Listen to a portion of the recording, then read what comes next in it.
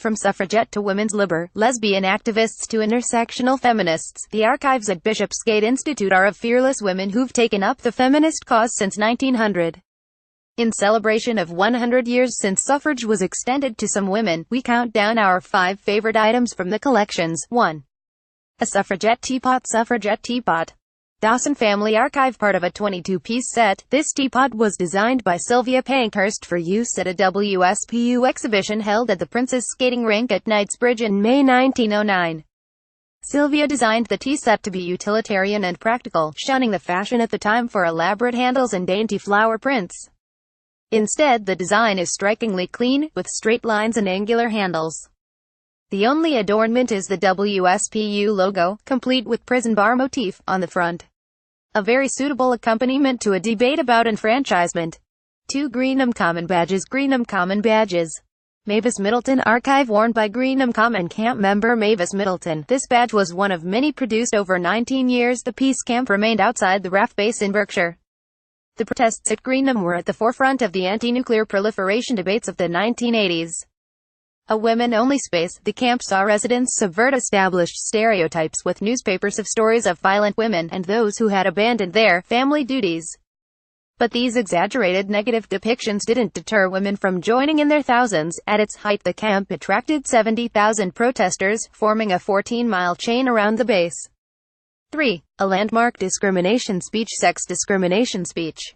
Joyce and Vic Butler Archive. This speech was delivered by Joyce Butler MP for Wood Green in the House of Commons, in 1968. Joyce was the first person to introduce the idea of an act outlawing discrimination on the grounds of. She introduced her bill 4 times under the 10-minute rule but lost the vote each time. Subsequently, Willie Hamilton won on the ballot and Joyce suggested he should take her bill. He was successful and the bill later became the 1975 Sex Discrimination Act. Joyce's connection with the act is frustratingly omitted from the history books, but without her dogged commitment, women would have continued to be unfairly excluded from employment and education opportunities. 4. A lesbian strength march. Lesbian strength march photo. Pam Isherwood, Format Photographers Agency Archive. This image of women on a lesbian strength march was taken by Pam Isherwood on the 22nd of June 1985, and it paints a striking picture of intersectional female solidarity. The first lesbian strength march had taken place on the 27th of June 1981 in London, a week before the combined lesbian and gay pride now known as London Pride.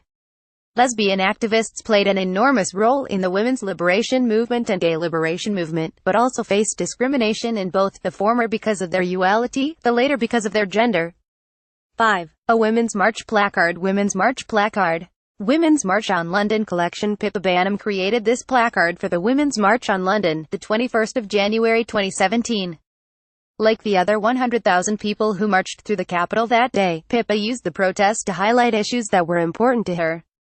Here, she repurposed the coarse language used by Donald Trump to refocus attention on government policies and the need to oppose those policies which negatively or disproportionately affected women.